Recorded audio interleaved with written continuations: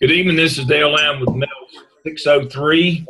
This is the C2 and C6 sections for the summer of 18. Dr. Steve Pickard, who is the C6 coach, and Dr. Danny Stedman, the C2 coach, hopefully are with us tonight. I see Dr. Pickard. Welcome. So we'll start as we do every week with the weekly schedule. We're in week 2, school and the legal environment. I had you last week find your emergency plans. I was reading one a few minutes ago that said that the electronic version hadn't been updated since 2013. Well, at least they found it. So what I hope you're finding is that people are putting more emphasis in those emergency plans now. I think that everybody should consider active shooter training. I put that response in a lot of your discussion boards this week. Unfortunately, in the times that we're in, we've had 17 school shootings so far this year and 4 this month, in the month of May. And so that's becoming a thing. I want to talk about Crisis Box for just a minute. It's in our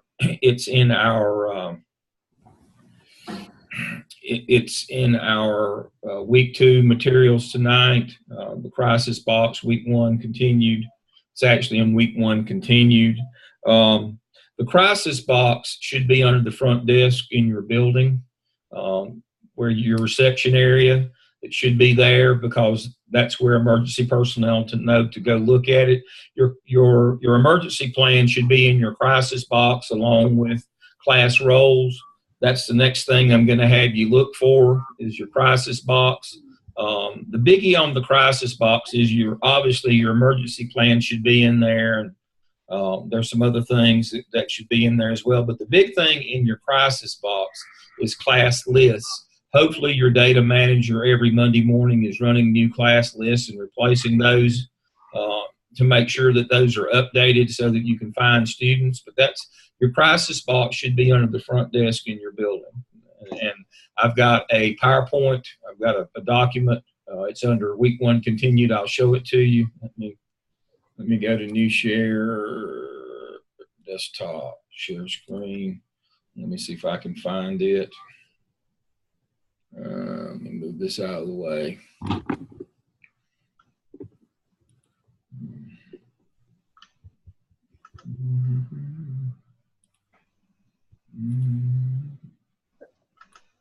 There we go. This is in week 1 continued, your Crisis Box. This is good reading for you. It's a little dated, but it basically, what I'm most interested in you understanding is it goes under the front desk in your building. It shouldn't be in somebody's office locked in a closet. It tells you what should be in here: aerial photos of the campus, a campus map, the campus layout, blueprints, teacher, employee, and student rosters, keys, fire alarm turn off, sprinkler system, utility valves, all of these kinds of things. Now, one of the things that a lot of the companies that student attendance roster, all these things should be in there.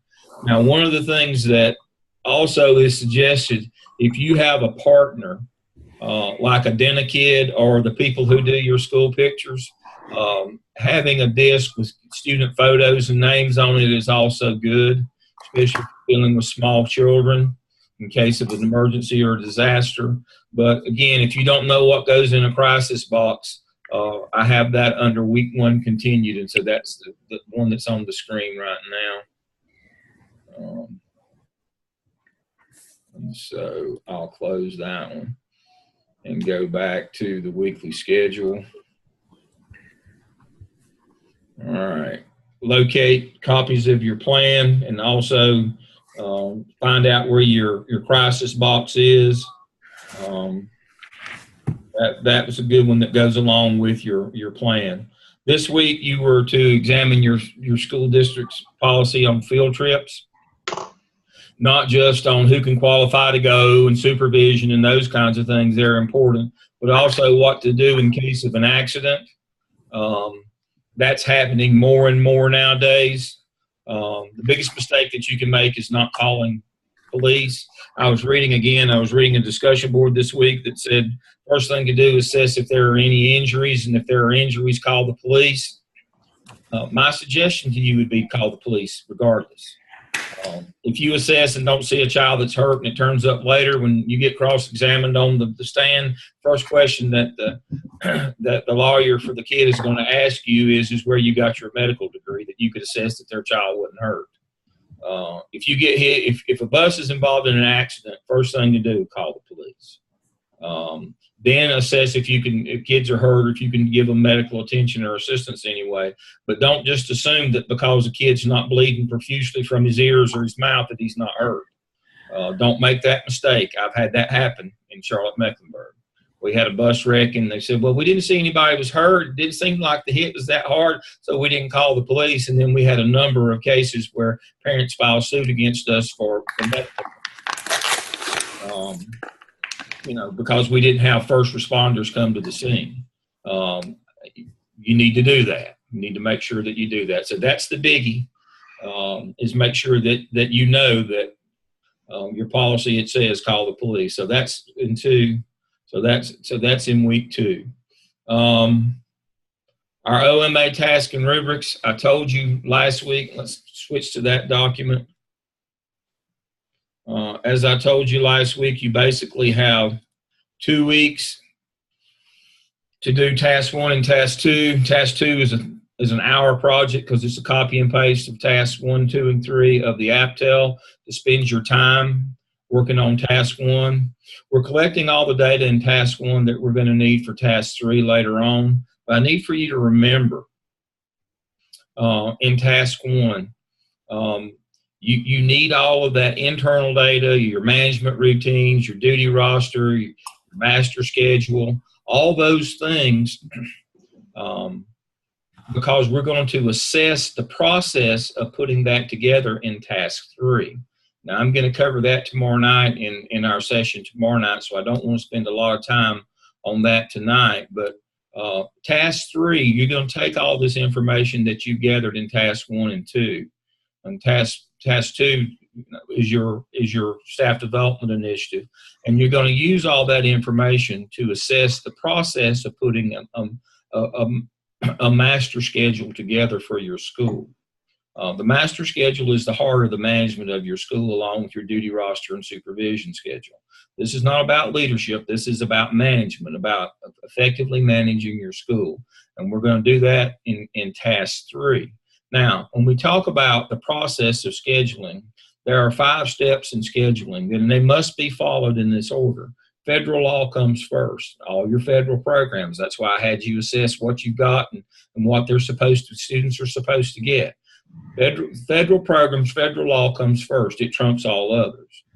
Then comes your state law on planning and instructional time. Then comes local board policy on things like how many minutes of math or how many minutes of reading, or what your schedule will be in terms of a block of AB day or a 4x4.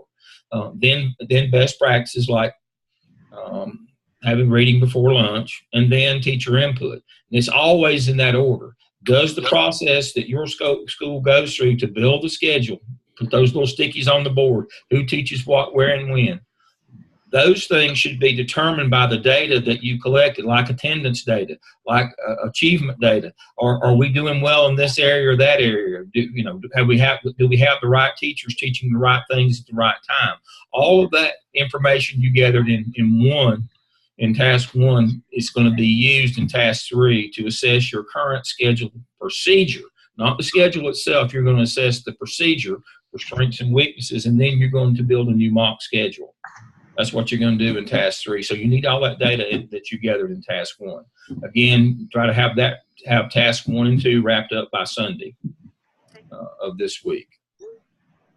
But that's where you're going to use all that data. So as you can see, where it says task 2 by June 4th, that means task 1 and 2. So again, I'm not going to pace you. You have to keep up yourself. I'm not going to send you notices about what you haven't turned in. There's no penalty or late or any of that. Just have both of them in by June the 4th. All right. So that catches us up on our weekly activities. It also catches us up on where we should be with our evidence artifacts. Let me catch a question. Supervision. No. A supervision schedule is who's going to cover after-school activities. A duty roster is where we're going to be during the day, like car duty and bus rider duty and lunch duty and hall duty and all those kinds of things. That's called a duty roster. Who's going to, so that we have adequate supervision. I just know you have to have this be like a director. Yeah. You know, All right. A supervision schedule is you have after-school activities. Who's going to be supervising those activities? so I'm not going to contend that you can stop all bad things from happening, but I will tell you can stop yourself from losing your house when you go to court if you had people there that were on supervision. If you don't have adequate supervision, you're going to lose, even if it was something that couldn't have been prevented. okay. If you could just help me pull up the matrix, Okay. I will do it. Okay. All right, more questions. Do we submit tasks to you and to Dr. Pickard? No, to me to start with. The way this process works is you submit in discussion board for peer review, and I'm just one of your peers. I'll review it. If it's good, I'll tell you to continue with peer review and move on to your next task. If there's something minor that I see that's missing, I'll tell you. You didn't add the school improvement team's input into the budget. But now, if you're missing major parts, I will refer you to Dr. Pickard, and he will work with you individually. Please remember, we don't put partial tasks in. They're supposed to be complete. They may need some work on them, but when you've left 3 or 4 or 5 things out, I'm going to refer you to him, and he's going to work with you individually to make sure all those tasks are in there. Not only do I send you a notice through Blackboard where you put it in discussion board, I will send you an email privately, and I copy Dr. Pickard so he knows that you will then put your work into his clinical coach's shell, and he will be able to see it and work with you individually on the parts that you're missing or the parts that aren't up to standard, aren't up proficiency. So we're not going to make you do double work. You go to Dr. Pickard when you need extra help, and there's nothing wrong with needing extra help. That's what he's here for. He's here to coach and help you individually. I don't have time to stop the entire class and work on individual pieces and parts. We have to stay with our content weekly. But just like in any school, we have a system in place to help you if you're not where you need to be. And that's Dr. Pickard. That's why he comes on class. He's here with us every week in class. He's got his shell is available. He'll work with you individually if you're having trouble. That's his role. That's what he's there for. Dr. Stedman does the same thing for the other group. So you put all work in our class shell for discussion board so that the peer reviews can start. I will read every word of it. We had some today. I didn't get to all of them. I got to most everything today. I'll finish up tonight because I had 4 to come in from 6 to 7 o'clock. I didn't get to all of them, but everybody else that got in today, you're in the queue. I'll do it before I leave tonight. I will give you my comments on your task 1 or 2 submissions. And then if I feel like that it's not something that we can just correct quickly and move on, I'll refer you to Dr. Pickard. I've already referred to, and he's already working with them. All right. There's not too much on the supervision schedule at the elementary school. There's really not. At elementary, it's not too bad, but sometimes you have things like late buses. Sometimes you have after school programs. Sometimes you have evening programs. You need to have adequate supervision as though elementary school has more and more activities. And you can't just assume that because it's after the bell rings that you're not going to be responsible if something goes bad. You're responsible, period. Okay. And so there's a private message. Okay, that's good. Just when you can, I understand. All right. So that's how the process works. If you can stay up, You won't get referred to the coach, and everything will be good. If you need a little assistance, and that's what they're there for, and call on them for that. Now, if you feel like you need assistance before you put it in for discussion board in our class shell, you can go straight to them on your own. There's not a thing wrong with asking Dr. Pickard or Dr. Stedman to help you before you put it into the class shell and I read it. I don't have a problem with that. Whatever works the best for you. But it's not like, oh, I've got to do double work. No, you don't have to do double work.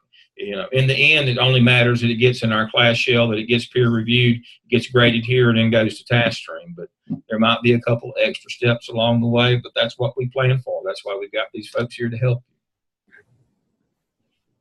you. All right, so that ends that. All right. Let me see what else I've got here from last week that I didn't get to. Oh, under week 1 continued, I've got North Carolina's version of legal requirements for duty-free and planning time. There's a similar document in South Carolina. It's under week 1, so you will, so the South Carolina people look at this one, you can find the one that looks like it. North Carolina people, here it is. Things like got to have 185 days over 9 calendar months. The local board and the school can determine how to use 5 extra days. Some people do 180 and then add time on to each day, and some do 185. 10 teacher work days, makeup days, 2 work days, all these things, the date that you start, the date that you end, has planning time, duty-free time. All of those things are here in this, and where you can find these. So this is what I'm talking about. Now, for the local board policies, you can ask your when we get there to task 3, you should ask your principal or assistant principal, what are the non-negotiables for this district in terms of scheduling? Every district has a sheet. They don't always make them public. And on that sheet, it might say things like, we got to have 120 minutes for reading in elementary school. It might say things like, you know, no triple lunch shift in a block schedule. Because we all know in those kinds of schedules, you go to class for 45 minutes and then you go to lunch, and then theoretically everybody comes back and you have class again for 45 minutes. In reality, what happens, you have class for 45 minutes, everybody goes to lunch, and that's the end of it. Nobody comes back. That's what happens in reality. So some districts do not allow you to run a triple lunch shift in a block schedule. That's a non-negotiable for that district. They have rules about when specials can be in terms of PE and art and music and those kinds of things. So there's a list of non-negotiables that comes from your district that center around board policy. The board wants 120 minutes a day of reading, then you better have that in your schedule. If the local board wants 90 minutes of math, you better have that in your schedule. I was at Hickory Grove in Charlotte couple of summers back, and they were all in a scramble. It was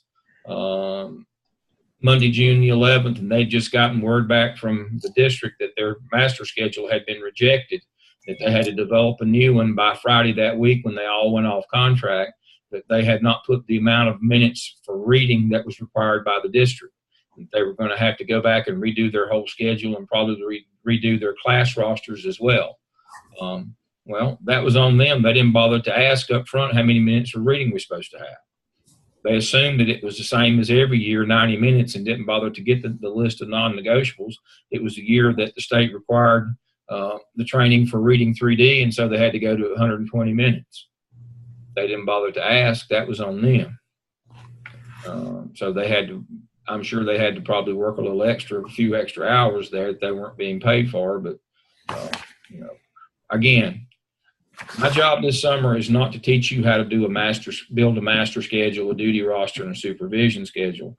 My job is to teach you how to build a legal master schedule, duty roster, and supervision schedule, one that will stand up in court.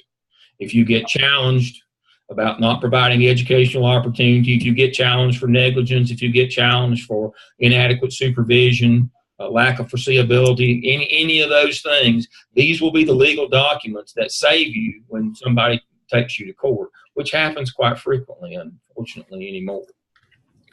The idea here is that you stay within legality, that you get your class sizes right.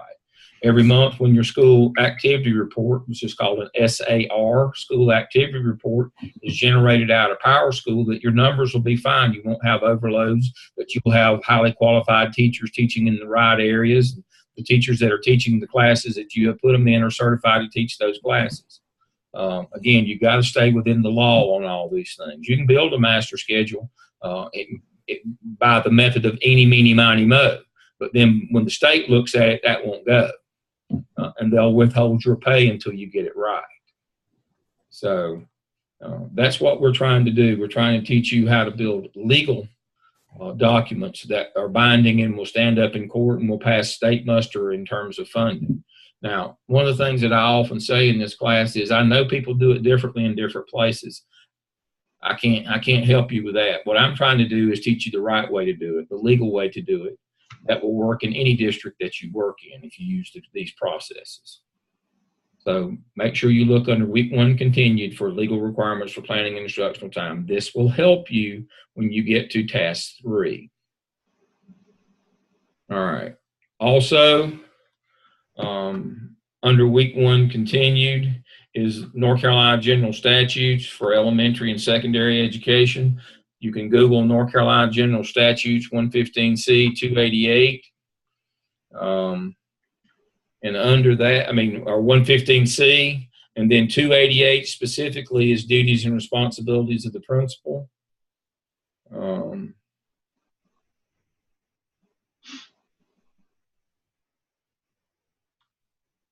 There it is.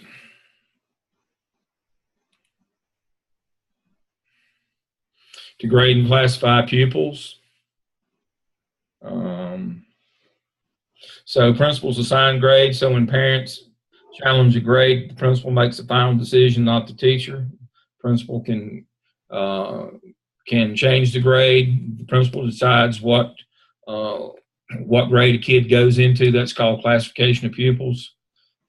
Make it accurate reports to the superintendent and local board. That's things like your principal's monthly report, PMR, which has your attendance. It's very important that you get your attendance right, as we'll find out later this semester.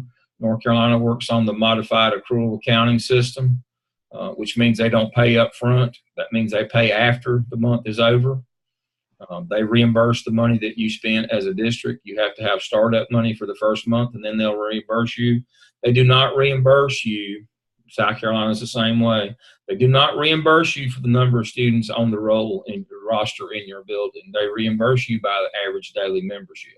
So if you've got 1,000 kids on the roster and your attendance for the month was 95%,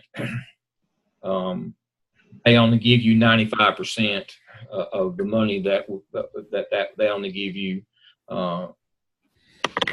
95% of that allotment. You don't get the whole allotment because they only pay average daily membership. They only pay for the number of kids that show up every day. So attendance issues cost you money. And please remember, when the state sends you money or sends your district money per pupil, they do not send it all in a lump sum. They divide it into 10-month installments. So you get 10 installments and you get the percentage that you were supposed to get based on your attendance. So attendance matters. Got a question here. Going forward throughout the school year, modified accrual accounting system is that if say it's, let's do a little math here. Let's say that your per pupil allotment in North Carolina is $7,000 from the state of North Carolina. You get that in 10 installments, so you get $700 a month for every kid that's in your building. Say you've got 10,000 kids. Say you've got 1,000 kids. Again, you will not get $7,000 or $700 that month. You won't get $700 for 1,000 kids. You'll get $700 for 950 kids, because that's all it showed up on a regular basis that month. That was your percentage of attendance. So Kids being out of school costs you money. The state does not pay. Every day the kid doesn't come to school, the state does not pay you for that kid that day. Again, and they pay you at the. So yes, attendance is key. And again, school districts used to have 4 or 5 months of operating capital on hand, but since times have gotten tough, they generally only have 1 month of operating capital. They have to pay for the first month of school. And then they voucher that to the state through the modified accrual accounting system. And the state says, if you spent the money correctly, we will reimburse you in 10 monthly installments of that $7,000. So that's $700 a month per student. But we will only pay for the number that showed up. So obviously, every kid that misses costs you money every day. And that's why we're such sticklers about attendance in this state. And that's part of the accurate reporting. You can't falsify your attendance because that's about money. I had a school that was not turning in their disciplinary data to the state. And we thought it was a technical problem with their technology. And so I went running up to the school and found out that they'd hired a new person, and she just wasn't putting the suspensions in she was told to get suspensions down, so she wasn't putting suspensions into the system in Power School. Was making up her own suspension forms and sending kids home, but wasn't telling anybody because she didn't understand that we could see the suspensions real time. She thought they'd just calculate at the end of the year. And she got there mid-year and was told to get the suspensions down. What they meant is do a better job on supervision, make a new duty roster, make sure people are on their stations, do a better job of supervising and stopping the incidents that lead to suspension. What she heard is just don't put suspensions in. And so she didn't. But unfortunately for that month, they had 120 suspensions, and I think they averaged 5 days or 4 days. Anyway, we ended up having to revert $18,000 back to the state because those students, because they were not put down as suspended, they were counted as present and they were not in the building. And we had several hundred days of students being counted there that were not there because she wasn't entering their suspension into Power School. So that's, again, making that accurate report.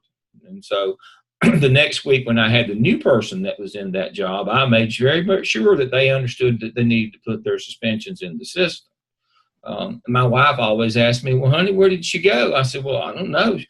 She didn't have to go home, but she couldn't stay with us. You can't defraud the state out of $18,000 and have to revert money back and keep your job, because it says clearly right here that you have to make accurate reports. And it says you'll lose your job, a Class 1 misdemeanor. That's what that means. A Class 1 misdemeanor won't put you in jail, but it removes your license to practice in a public school in the state of North or South Carolina if you don't make those accurate reports. Or if you knowingly falsify a report, you get a Class 1 misdemeanor. That's what she did. She knowingly falsified the report on attendance by not putting the suspensions in the database. See, when you put the suspensions in Power School, it automatically doesn't calculate them in the attendance. It automatically takes them out of the attendance. But if you don't do that, they're counted as present, students who aren't there. That makes the state mad when you do that. They don't talk very nicely to you either when you do things like that, and they expect that money to be paid back immediately. And so, again, to make accurate reports, it's principal's monthly report, school activity report. If you get caught knowingly falsifying your school activity report, like saying that Dr. Pickard and I have 60 students and I've got 30 and he's got 30, but when they come out and do an audit, I've actually got 45 and he's got 15, and I've exceeded the class limit, that will not go well for you either. And so there are rules and regulations, laws, and it says clearly here that it's kind of an umbrella law. You are to make accurate reports to the superintendent and the local board. Now, many of these reports go on to state, the DPI, and to state facilities for funding, and some of those then go on to federal for funding and to the Office of Civil Rights. And so if it starts out bad at your end, they get bad data on their end, and that makes them really angry. And they will threaten to flip the switch, and that means we won't pay you this month. To improve instruction and community spirit, to conduct fire drills and inspect for fire hazards. All right, let me catch a question here.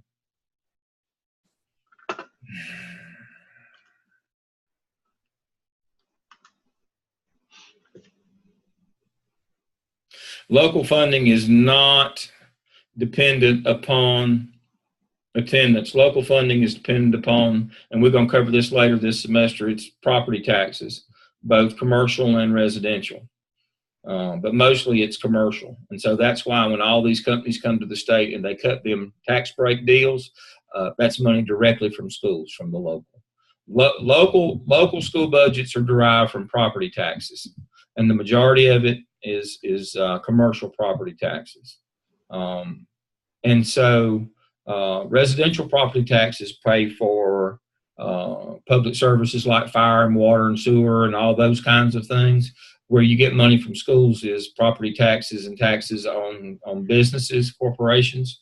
And so when you see Facebook got a $25 million tax break to come to Rutherford County to build a server farm, that was $25 million out of the local school budget.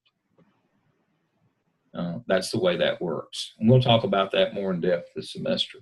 I want to highlight one law here, D, to conduct fire drills. Everybody knows you have to do a monthly fire drill. What everybody doesn't know, unless you're a sitting school administrator, is twice a month you have to do a inspection for fire hazards 2 times a month. Custodian and assistant principal usually walk around and do that. Also, we're going to use it later, an assessment inventory. We're going to use it later in the semester in one of our discussion board activities. But I also had it under week 1 continued. I'll pull it up right fast. This is what I would use to do that twice monthly inspection and keep a record of them. I would do them hard copy in case you had a fire or something, and God forbid, but a child or somebody got trapped in your building, so that you could show that were doing regular inspections and that there were no fire hazards. So this is the document that I would use, and I'm going to have you actually do an assessment inventory later this semester as one of your discussion boards. But once a month, you have to do fire drills, and you know the teachers have to have their class roster with them. Twice a month, an AP and your head custodian are supposed to do a fire safety, a fire or a hazard inspection. I would use this assessment inventory because it also speaks to chemicals. It speaks to doors being propped open. It speaks to a lot of different things, and we'll cover it more in depth. But my point in bringing this up tonight is too many times we only think that we just have to do a monthly fire drill. We neglect to do those fire hazards. Something goes wrong, and we get fried when we get sued in court. All right, so it shall be the duty, you're to inspect the buildings at least twice a month during regular school session, include cafeteria, gymnasium, boiler room, store. That's why I would use the assessment inventory, because it covers all these areas. Purpose of keeping the building safe from accumulation of trash and other fire hazards. That's twice a month. And you're file these written reports. You need to keep them. It can't just be, I went around and did them. You must have a written record that you did these. To discipline student, assign duties to teachers regarding disciplines, general well-being, and medical care of students. This is why I had you look at due process. You have to use some system, whether it's your code of conduct, whether it's PBIS, you need a system of discipline. But due process is aside and separate from that. Due process is students are afforded certain rights, like they have to be given the opportunity to be told what the charges are, and they have to be given the opportunity to address those charges. You have to get written witness statements. Parents have to be notified. All those things are due process. But it's your responsibility as principal to do that. We all know not to use corporal punishment. Corporal punishment's anything from paddling to making them run around the track. We know not to do that. To protect school property, to report certain acts to law enforcement and superintendent. One of the problems that we get into is things happen on our campus and we don't call the police. If you don't have a resource officer assigned to your school, there's one assigned nearby to a nearby school. When acts of crime and violence occur on your campus, you're to call the police. Yes, you're to notify the assistant superintendent or the superintendent if it's a small district. But when I used to get those calls when I was the deputy, one of the things first thing I'd ask them, have you called the police? Well, no, we were going to call. Don't call me. Call the police. You can call me later. I do not want it to seem like that we engaged in some sort of a cover up or getting our story straight. You call the police first, then you call me. And I want it documented that was the order that it happened in. I do not want to have to go to court and on charge that we conspired to cover something up that happened at school. We'll have a manual that we'll cover a little bit later this semester that speaks to all this and tells you exactly what you have to do in each situation in terms of when to call the police. When there are 16 acts of crime and violence that are defined down to the nth degree by states. When those happen, you have to call, and then right there they are. Assault resulting in serious injury, sexual assault, sexual offense, rape, kidnapping, indecent liberties, weapon, assault using a weapon, possession of firearms, all of those things that you see right there in G, you have to call the police. There's also some other things you have to call the police on, and you have to report all of it in Power School, and we'll go over that in depth later this semester. School property shall include any public school building, bus, public school campus, grounds, recreational, and athletic field in the charge of the principal, and that's day and night. It doesn't stop when the bell rings. After you call the law, the principal or the principal's designee shall notify the superintendent or the superintendent's in writing or email regarding report made to law enforcement under this subsection. See there, it says clearly, you will do it after. You'll tell them what report you made to law enforcement. You do not do that first. The law is very clear. And you do not want to be accused of some sort of cover-up conspiracy. Make school budgets and school improvement plans available. So when I ask you to go find those things and somebody tells you we don't give those out, yes, they do. Any parent or interested person can walk up to the front desk of any public school and ask for a copy of their school improvement plan and school budget, and they must be provided. Those are public documents. And the reasons why those two go together is they're supposed to match. The monies listed in your school budget and what they're being used for are supposed to be supporting the initiatives in your school improvement plan. And that's what we're training you to do this semester, to align your master schedule, your school budget, with the initiatives for improvement in your school improvement plan. That's the whole notion here, because the law says that that's what you're supposed to do. To evaluate licensed employees, develop mandatory improvement plans. I'll show you my MTSS for teachers later this semester. Multi-tier system of support. I have one for teachers. It's a legal plan that will stand up in court to improve teachers, to get them help and assistance that they need, but also to put them on action plans and dismiss them if they don't improve. Because it's your legal responsibility to do that. But you must have a legal plan as to how you went about trying to improve them. You can't just say, we told him to get better, and at the end of the year, non-renew them. You can't do that. You must have a systematic plan of how you help to improve that person. And I call mine MTSS for teachers. It's one I've actually used. And so we use it in some of the schools that we go in and work in now for improvement. And so I will unveil that later this semester.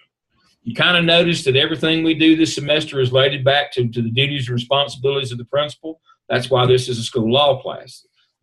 We're supposed to teach you the actual practical applications of all the things that you read in school law. Transfer student records, sign driving eligibility certificates,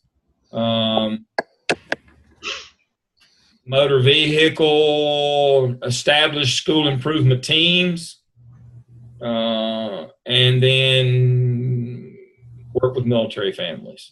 So that's kind of an overview. We're going to hit all the big stuff on this list this semester. But again, 115C, and then you can look at all the 545 articles in state law. So let me get back to close that one out. I can close that one out. I have to go through all this stuff. All right. Again, there's your assessment inventory that I suggest that you use twice a month for your fire hazard. I'll have you do that on your own campus later this semester. You'll be surprised all the things that are on it. All right, so that catches us up from all the things I didn't get to last week.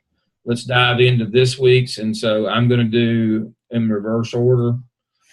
These are my top 10 things that I think that you better know as a result of having had this course that are going to pop up most often. There's other things that we're going to cover this semester, but these are going to pop up the most often. The number one thing that's going to pop up is acts of crime and violence on your campus. How you deal with those, making sure you report them to law enforcement, make sure you report them to the state. Now, there is penalty for these things happening on your campus. You know, No Child Left Behind says two things. Kids shouldn't have to go to low-performing academic schools, and kids shouldn't have to go to persistently dangerous schools. And so of the 16 acts of crime and violence, those with stars on them are acts of violence. Those count against your calculation as a persistently dangerous school.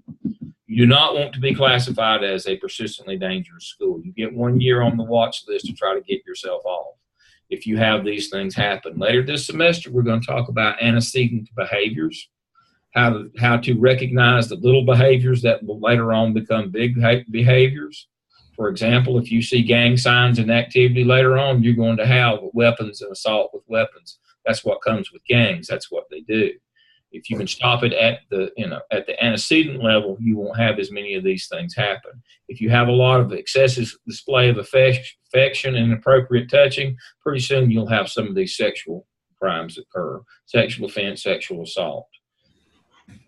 The idea is to catch them at the lower level and stop them and address them there, and they won't get to be these. But this is the biggie. This is about losing your job here. If your school gets declared persistently dangerous, you won't get a job in the business ever again. It's worse than low performing. In today's society, as people, all the school shootings and all the violence in schools, and as that's now at the top of everybody's list, is replaced student achievement as the biggest concern of parents and educators, school safety. You better be aware that if you have dangerous things happening on your campus, you won't be principal long. So that's number one, and we'll go through all that this semester. Number two, Power School, disciplinary data reporting incidents to law enforcement.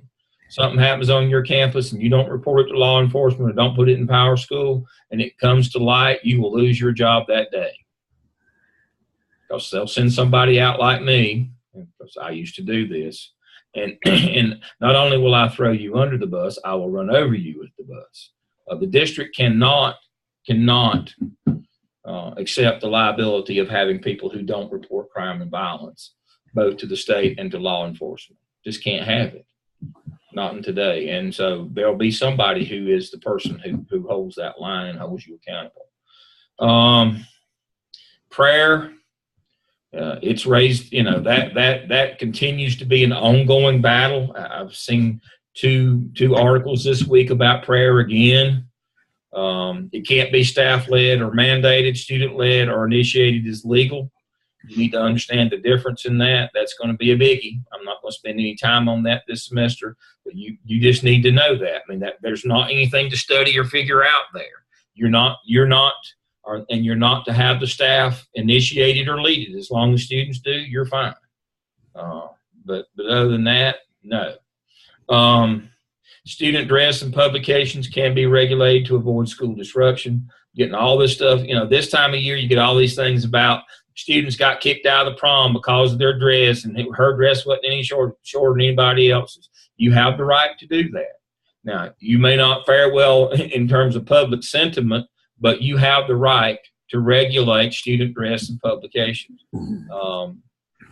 Just like the young man who who was the valedictorian. They told him he couldn't read his speech. They had every right in the world to do that. Now, he stood out in the parking lot and read it over a bullhorn.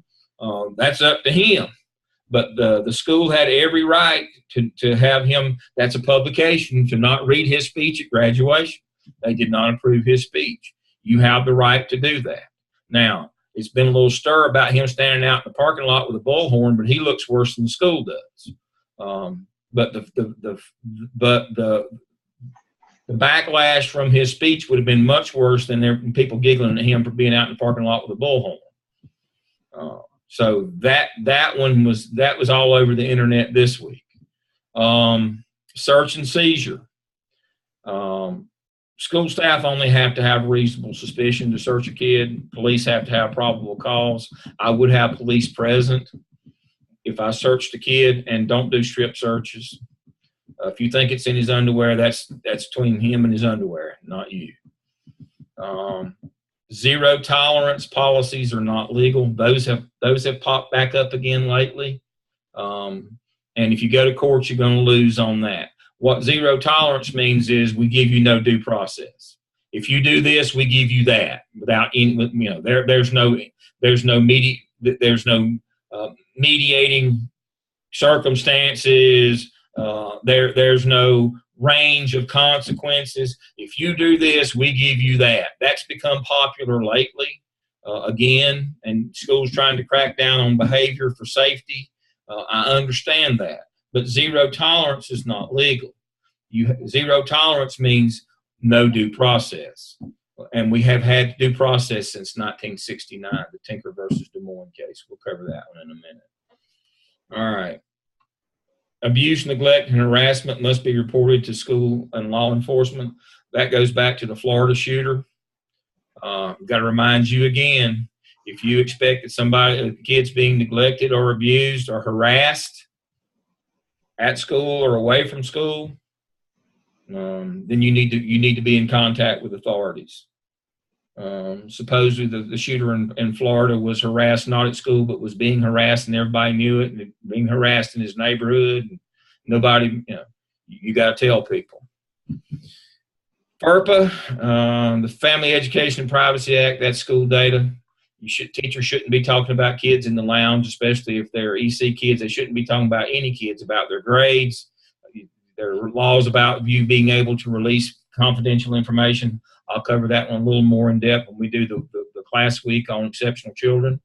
I'll cover that one a little more in depth, but that one has reared its head again about people gathering information, again, data mining schools and other organizations for data in order to be able to direct messages and marketing to families and students. You need to be careful with that one. Due process. Substantive and procedural. Substances is what your district says a kid gets, and procedure is what you actually do at the school level. They better match. There's been a lot of cases in the news again lately. I have one on my phone today where there's suspension of an assistant principal that didn't follow the process. Rush to judgment on a kid. Can't do that. You have to follow due process. There is a system in your building, and you have to follow that system. You can't just write down, this is what they're supposed to get, and then go do something else because you're busy. When I had you go out, and some of you are already doing it, when you go out and you witness a due process event, the one thing that surprised you is supposed to be how long it takes and how involved it has to be. And most of you have picked up on that. Great day. It takes forever to do one of these. Well, it does if you do it right. And you better believe that every one of them that comes in the door is the one that's going to sue you. You better handle it that way. It can never be, well, this is just a minor thing, I'll just let this go. No. Somebody wrote their discussion board today. They sat in on one where the kid was apologetic, admitted what he did, and everything was good until they called the parent, and the parent went ballistic. You better follow due process. You better have the kid write a statement that says he did it, because he'll have amnesia later on when he goes to court. So you better follow it every time to the letter.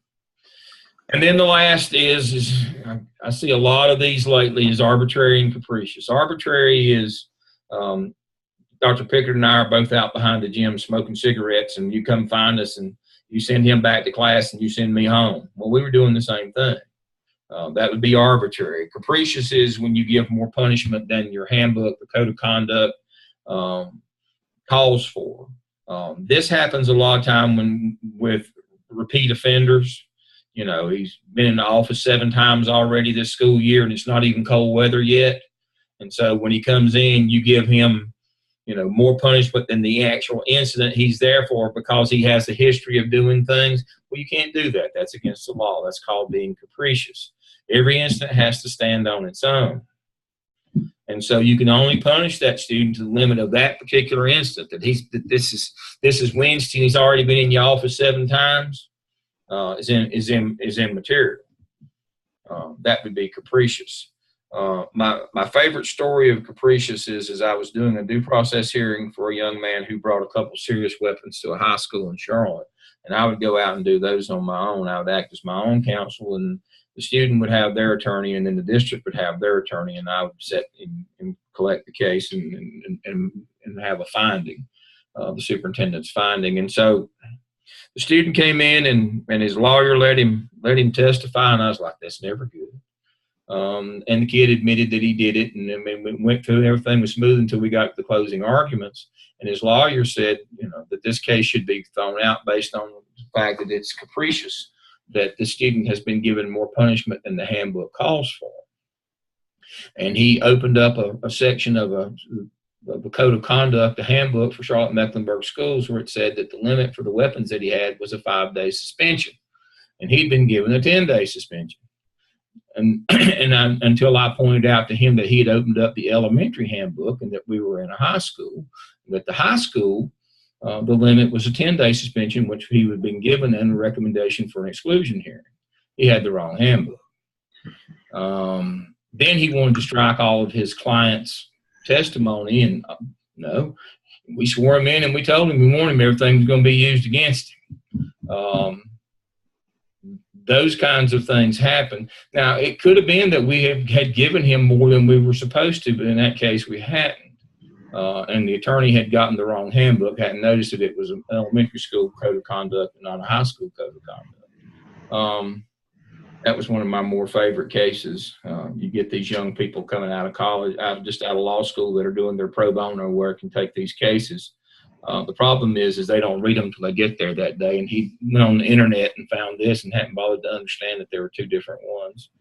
But again, arbitrary and capricious. That's every action that you take as a school administrator can be appealed, and it can be appealed all the way to court.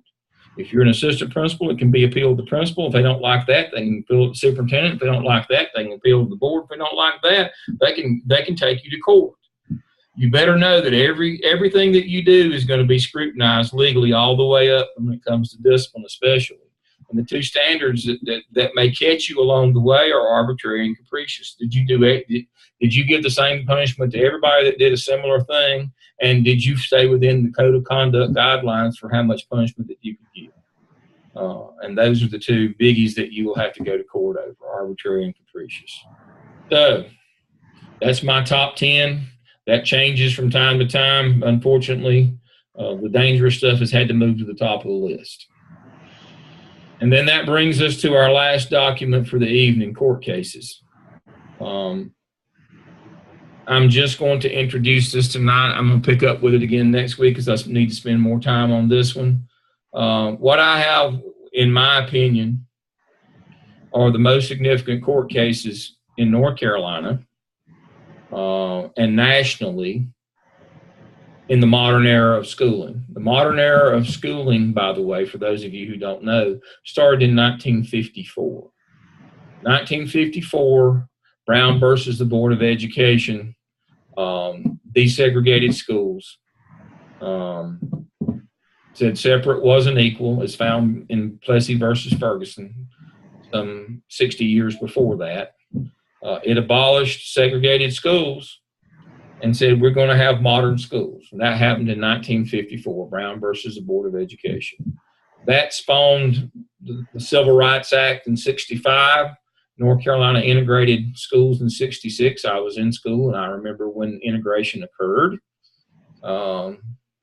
School consolidation started. because of integration, we had 2 separate school districts in every state, every county of the state, same way in South Carolina. And so all of a sudden, we started consolidating schools.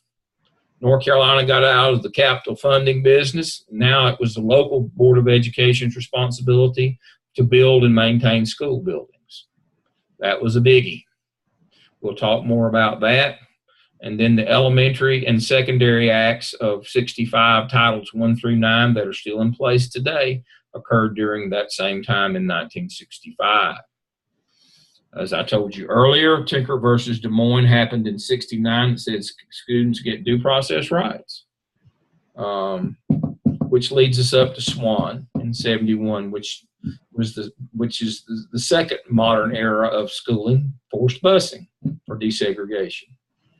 And so I'm going to go into these more in depth next week. Especially I'm going to talk about funding, about capital funding, and about the local.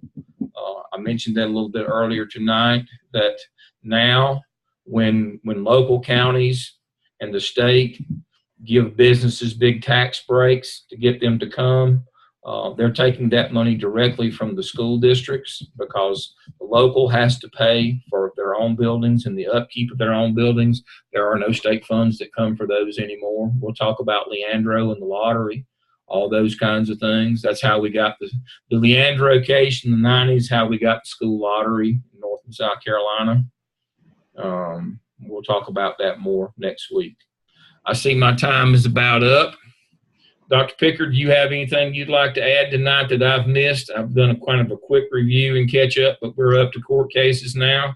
Well, I want to add just one thing, Dr. Lamb. Folks, as some of you begin to redo your task 1 on your OMA, the one thing I keep seeing being left out, and that's a key point, is you need to take a look at the component on instructions on the OMA description, where it talks about the degree of involvement, participation of your school personnel and school decisions.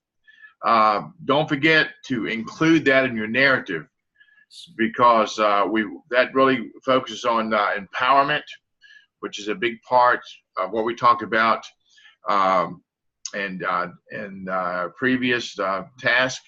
So keep that in mind as you begin to go through this element. Make sure that you wrap this whole picture around when you come to conclusion as to how all of this takes place and what part does personnel play in these school decisions and school policies that we are following. That's a big part of the OMA component. So that's all I want to add, Dr. Lamb, at this point. Yeah, and I will second that. What I'm looking for most specifically in that is what part does your school improvement team, what part do they play in determining the budget? Because as we look tonight at state law, we're supposed to have a school improvement team, and by law we have to have that, and we have to have a school. They're in charge of producing a school improvement plan, but they're also to have a seat at the table in the school budget. Again, it goes back to empowerment. They're to have a seat at the table in the budget to make sure that the budget supports their school improvement plan. And if they don't have a seat at the table in doing the budget, then I'm not sure that the budget's going to support the initiatives, and so we end up with an unempowered staff in the school. So that's a biggie. Dr. Pickard is right. One final thing before we go tonight.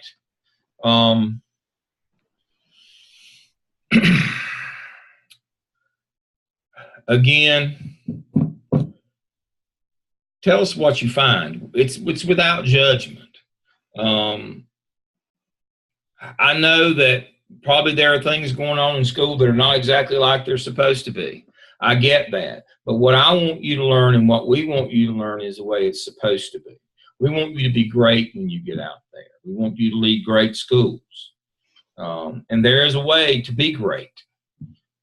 Empowering of staff and making sure that staff that are involved in the school improvement team, that's a real thing. I had a call this morning and said you were kind of upset that a 605 student didn't understand that the whole process that we're going through in each of these evidence artifacts is teaching you how to build a school improvement plan. That's what 6, the SIOP, is. And so this semester we're teaching you, so we're going to come up with a plan this semester, and it's called a master schedule, and duty roster and supervision schedule. Those are the plans that come out of this. You know, you had an action plan to improve instruction in the app cell. You had a growth plan to improve instruction, staff development, in the APTEL. This semester, you come out with a better master schedule that's more legal, that has more input from staff, that supports the school improvement plan. In the SKIP, you're going to come out with a school and family community involvement plan. When you do the CAP, you're going to come out with a cultural plan that improves the culture and behavior in your school. When we put those all together at the end of this course, at the end of the 605, call that the SIOP. That's going to be a school improvement plan. That's what principals by law, you saw that tonight, are required to do. We're teaching you the legal way to do it, but it's not only the legal way, it's the right way to do it, and it'll make you a better servant leader and make your school better as well. That is the goal here, is to make your school better. That when you get your opportunity, you'll know the right way to do things that lead to a great school and a great experience for students and employees of your building. Dr. Lamb, I want to piggyback something real quick before we go. Folks, you probably have understood this, but I'm not going to make any assumptions. Do you really understand what servant leadership is about? Do you understand that while you may hold the high position at your school, that your job is to serve? You serve your faculty, you serve your students, you serve your family, you serve your community. And you always pose anything the good that happens, you always give credit to your staff and to your community, and step back and let them take the credit for the good that happens. And then you'll find yourself coming around full circle, where eventually it'll catch up with you and saying, we have a great principal and this is why. Don't stand in front of all this. Don't make sure you're not on front stage taking credit for everything that happens. That is not servant leadership, folks. No. And you need to be aware of that. And I want to make sure that you understand that's exactly what Dr. Lamb and I, this whole program is about. We're trying to teach you to be a servant leader, to empower and involve your staff, your community, for the betterment of your students. That's how you make it in this business. One final question that I got here before I close wants to know about tomorrow night's meeting. Tomorrow night, I'm just going to do evidence artifacts. It's a one-off meeting. It's not going to be every Thursday. I'm going to cover every task of the OMA, SKIP, and CAP that's due this summer. I'm going to do it for all 603 students tomorrow night. I'm going to go through all of the individual. I've already covered task 1 and 2 of the OMA for you folks. I introduced 3 tonight. I'll go more in depth into 3 tomorrow night. Then I'll hit 4, and then I'll hit the SKIP, and I'll hit the CAP. I'll be able to do that in an hour. That's the whole idea. Is at 7 o'clock tomorrow night. It's optional as always. I'll record it. You can watch it later, but I am going to cover all of the tasks that are due this summer for the 603 add-on. So all 4 classes of you, or 5 classes of you, will be with me tomorrow night as I cover these, to make sure that you know what we're trying to do this summer, and to give you a kind of a head start on that, to give you the big picture of what we're doing this summer. So it's just evidence artifacts tomorrow night, 7 p.m. I'll see you all then. Thank you, everybody, for joining me. Good night, everybody. Good night. Thank you. Thanks. Stop sharing. End meeting.